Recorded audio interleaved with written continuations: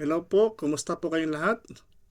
Sana po ay nasa mabuti kayong kalagayan, samang kayong palig ng mundo naroon, lagi po kayong mag-iingat. Welcome po sa ating channel, ang showpol.ph. Ngayon po ay ika-28 ng Mayo, taon 2024. Ang topic po natin ngayon ay ang paglabas ni President Marcos Jr. ng bansa. Pupunta po siya ng Brunei, Jerusalem. At ang alam ko katapos noon tutungo siya ng Singapore. So mag-update po tayo sa kanya kung saan po siya, kung ano po yung makukuha niyang tulong o kung meron ba siyang mainggan yung mga investor para sa ating bansa. Yan po ang ating tututukan. Nagbigay siya ng at ninatasan niya ang DSWD at DA at DOH na magbigay ng agarang tulong sa mga naapektuhan ng bagyo. At pag-usapan din po natin yung ilang pangingisda na naipit po o ginigipit ng mga Chinese sa West Philippine Sea, sa Ayungin. At yung pong sinabi ko kahapon, yung pong sana pag-uusapan natin ngayon na kay Mr. Alfred Romualdez na nagsalita po siya, nagpa-interview. At yun po ay bukas na natin pag-uusapan. At medyo mahaba-haba pong topic yun. Unahin na muna natin itong paglabas niyang Pangulo. At doon po sa mga mangingisda. Pero bago po yan, update po muna tayo sa ating currency exchange. Yan po, ang isang US dollar po ay 58.013. So 58 po yung ating 1 US dollar kontra sa peso, Philippine peso. Ang New Zealand dollar 35.697. Bahraini dinar 154.29. Kuwaiti dinar 189.16. Saudi Arabian Riyal 15.470. Canadian Dollar 42.546. Japanese Yen 0.369. British Pound 74.151. At ang ating pang Euro ay 63.089. Yan po yung ating latest currency exchange. Ngayon po ay 28th of May 2024. Ngayon po, punta na po tayo sa ating topic. Yung pong paglabas ng bansa ni Pangulong Bongbong Marcos Jr. At doon po sa mangingisda. Ano po ba yung pahayag ni Pangulong Bongbong bago siya lumabas ng bansa? Mahalagang kasunduan na ginasang lalagdaan sa pagbisita ni Pangulong Ferdinand R. Marcos Jr. sa Brunei. Pero bago umalis, may pitang pili ng Pangulo sa mga kinaukunang ahensya na agad-tugunan ang pangangailangan ng mga residente na salanta ng bagyong Agon. May ulat si Ryan Lasigas. Pasado alas 8 kanina nang umalis si Pangulong Ferdinand Marcos Jr. para sa kanyang 2 araw at kauna-unahang state visit sa Brunei. Bago ang kanyang departure speech, nagsalita muna ang Pangulo kaugnay sa epekto ng bagyong Agon. Sabi ng Pangulo, umabot na sa mahigit 12,000 pamilya o katumbas ng mahigit 26,000 individual ang naapektuhan ng bagyo. Karamihan sa mga ito ay mula sa Region 5, 6, 7 at 8. Para maalalayan ang mga apektadong pamilya, inatasan ni Pangulong Marcos ang DSWD, DA at DOH na magbigay ng agarang tulong sa mga sinalanta ng bagyo. Sa ngayon nakapagbigay na daw, sabi ng Pangulo, ang DSWD ng 1.35 million pesos na humanitarian assistance. Bukod dito ay may standby fund pa daw ang pamahalaan na abot sa 607 million na pondo. Pinabibilisan din ni Pangulong Marcos sa DPWH at DOTR ang restoration effort sa mga nasira ng bagyo. Nakapaglagay tayo ng bago pa dumating yung bagyo, nakapaglagay na tayo sa ng mga relief goods na malapit dun sa area ng ating inaasahan na dandaan yung bagyo. Kaya nakaredy naman sila sa lahat. Kaya hanggat sa unang pagkakataon na makapasok ang ating mga pwersa, ang ating mga DSWD, ang ating Coast Guard, ang ating Search and Rescue, lahat ng mga asset natin ay makapasok na kagad dahil nakahanda tayo mula pa nang dumating ng bagyo. Pagkalapag sa Brunei, agad makikipagpulong ang Pangulo kay Sultan Hassan Al Bolkiah. Inaasahan ding may mga kasunduan sa pagitan ng dalawang bansa ang malalagdaan sa pagbisita ng Pangulo. Sa aking biyahe patungong Brunei, babaunin ko ang aking tungkulin at pangako na lalo pang palakasin at ang ating pagkakaibigan at pagtutulungan ng ating bansa sa ibang bansa kagaya ng Brunei Darussalam. Magkakaroon din ng pulong ang Pangulo kasamang business leaders sa Brunei, kung saan inaasahan na muling ibibida ni Pangulong Marcos ang magandang business climate ng Pilipinas. Brunei has always been an important partner when it comes to defense cooperation with the Philippines. So during my trip, I will discuss with His Majesty ways for further cooperation with Brunei in ensuring the defense of our countries and of our region. Bukod dito, sa pagbisitang ito, personal na kakamustahin ni Pangulong Marcos ang Filipino community sa Brunei, kung saan ilalatag ng Pangulo ang mga reformang ginagawa ng administrasyon para sa pagpapabuti ng kalagayan ng mga OFWs mula Brunei. Tutungo si Pangulong Marcos sa Singapore para sa ika-21 International Institute for Strategic Studies Dialogue. Magandang pagkakataon daw ito upang isulong ang posisyon ng Pilipinas sa mga usaping pangseguridad at depensa sa rehiyon na dadaluhan ng higit 40 bansa. Makikipagpulong din si Pangulong Marcos sa Presidente at Prime Minister ng Singapore na kagapanong pa lamang sa pwesto noong nakarang linggo. The Shangri-La Dialogue is a very important dialogue because it is a dialogue about security and defense concerns amongst several foreign ministers, defense ministers, and I think that it is extremely timely that I attend and put forward articulate the Philippines' perspective and outlook on defense and diplomacy, while we continue to highlight the Philippines' commitment to a rules-based international order and constructive multilateralism amidst the current geopolitical challenges that we face in our region. Si Pangulong Marcos ang unang presidente ng Pilipinas na magbibigay ng keynote address sa nasabing Defense Summit. Ryan Lisig. So yan po yung ating abangan. Wala naman pong problema na ang ating Pangulo ay lumabas na bansa. Normal lang po yan. Makipag-usap sa mga leader nito at humingi ng makipag-ugnayan para sa security.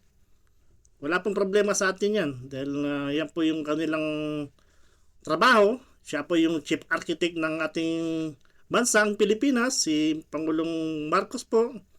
Siya po ang dapat na umaksyon dyan at wala pong kung sino man. Hindi po pwede si Vice President Duterte, wala pong magagawa yan, wala pong magagawa ang speaker. At kahit po si Mr. Chis Escudero, nakaupo lang na Senate President, wala po siyang magagawa yan. Kundi pagdating po sa seguridad ng bansa, at ang wala pong karapatang kumilos kundi po ang ating Pangulo dahil siya po ang chief architect. Hindi po ako nakapag-aral ng abogado pero malinaw po sa akin yan. Yan po ay malinaw na sa batas ng Pilipinas o kahit po ng sino pang bansa. Ang Pangulo po ang maglalagay sa atin sa seguridad. Siya po ang maglalayo sa atin sa kapahamakan. PTV Balita Ngayon. 2 kasunduan ang ilagdaan sa pagitan ng Pilipinas at Brunei upang mapalakas ang pagtutulungan ng dalawang bansa sa maritime cooperation. Umulan na sinaksihan nila Pangulong Ferdinand R. Marcos Jr. at Brunei Sultan Haji Hassan Al Bolkiah ang Memorandum of Agreement ng Maritime Cooperation at Recognition of Certificates sa ilalim ng International Convention on Standards of Training, Certification at Watchkeeping for Seafarers. Layo nito na palakasin ang pagtutulungan ng dalawang bansa upang maprotektahan ang pambansang interes. Samantala, isang kasunduan din ang nilagdaan ng Pilipinas at Brunei para sa tourism cooperation at pagpapalakas ng agriculture sector. Samantala, personal na bibisitahin ni Pangulong Ferdinand R. Marcos Jr. ang ating mga kababayan sa Brunei kasabay ng kanyang state visit doon. Humingi tayo ng update, may report si Alan Francisco. Alan? Naomi, excited na nga yung mga kababayan natin dito sa Bandar Seri Begawan sa Brunei para makita nga ng personal si Pangulong Ferdinand R. Marcos Jr. Dito yan sa Bridex International Convention Center sa Bandar Seri Begawan, isinasagawa nga ang Filipino Community Event. Ang PhilCom event, gaya nito, ay karaniwan ng event tuwing nagpupunta si Pangulong Marcos sa abroad. Pagkilala ito ni Pangulong Marcos sa ambag ng mga overseas Filipino workers o OFW sa pagpapaunlad ng Pilipinas. Kanina, si Secretary Hans Leo Kakdak ng Department of Migrant Workers ang nagbigay ng mensahe kaugnay ng financial education training sa mga OFW. Bukod dyan, Naomi, may mga performances din mula sa mga talentadong Pilipino na taga rito sa Brunei. So any moment, darating na si Pangulong Marcos dito sa nasabing event. Mula rito sa Bandar. So yan po yung ating pinakita na pagpunta ni Pangulong Bongbong Marcos sa Brunei, at abangan natin yung pagkita niya sa mga ating mga kababayan doon na mga OFW na naroon, at yun din pong pagpunta niya patungo sa Singapore, at katapos niyan sa Singapore po siya tutuloy.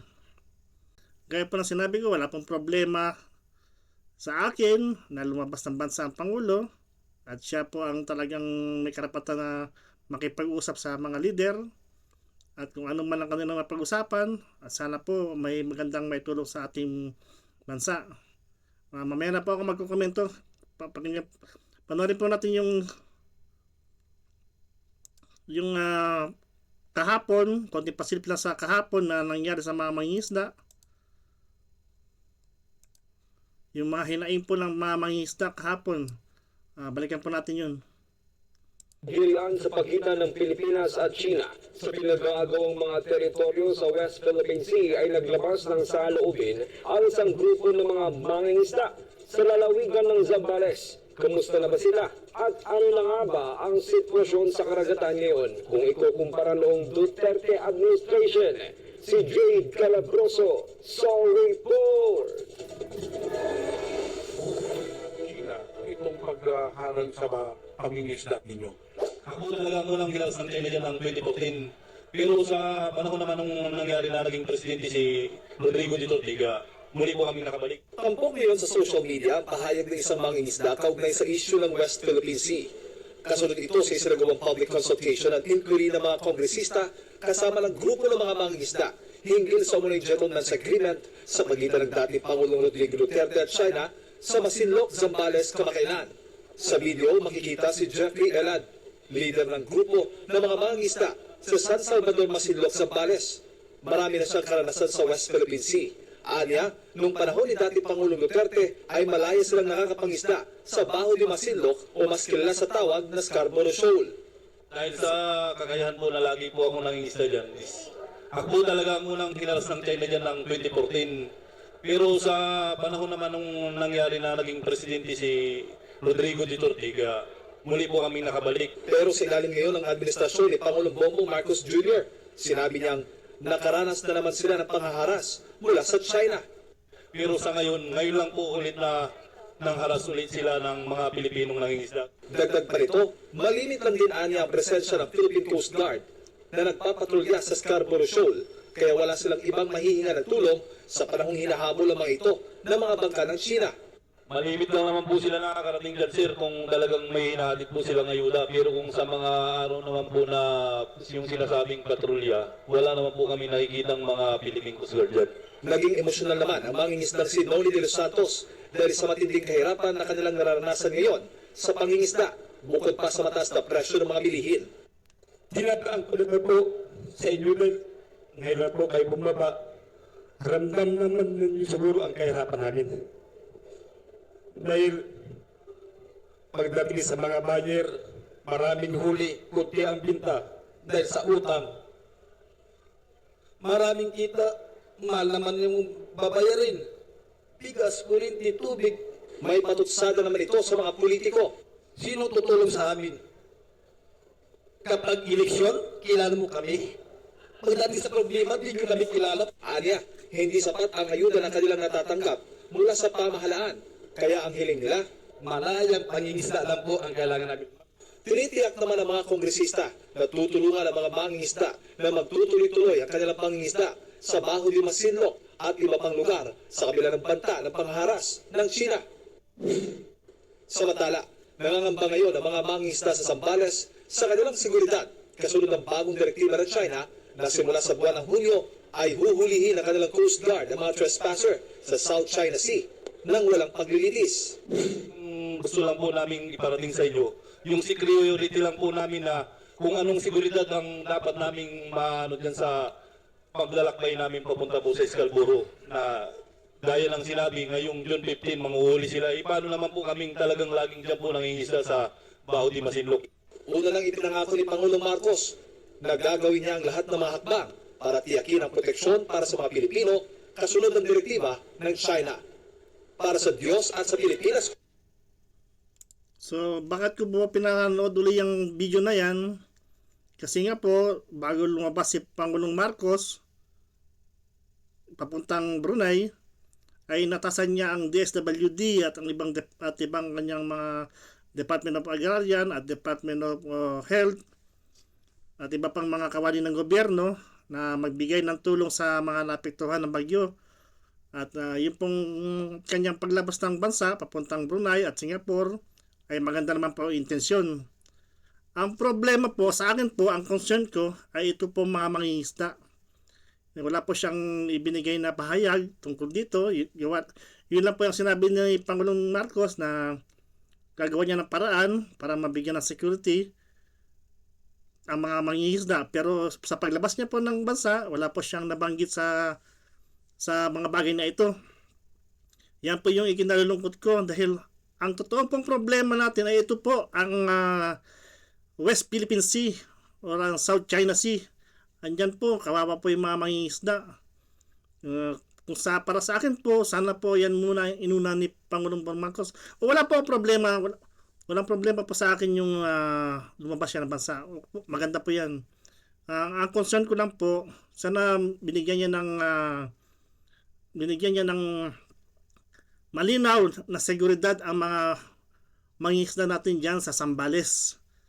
Yan po ang hinihiling nila, seguridad lang po. Dahil po sa susunod na buwan, sabi nga sa June 15 nata yun, kung sino man ang makita ng mga Chinese dyan, ay huhulihin po. Kawawa naman ang ating mga mangingisda. Yan lang po yung kanilang kinabubuhay.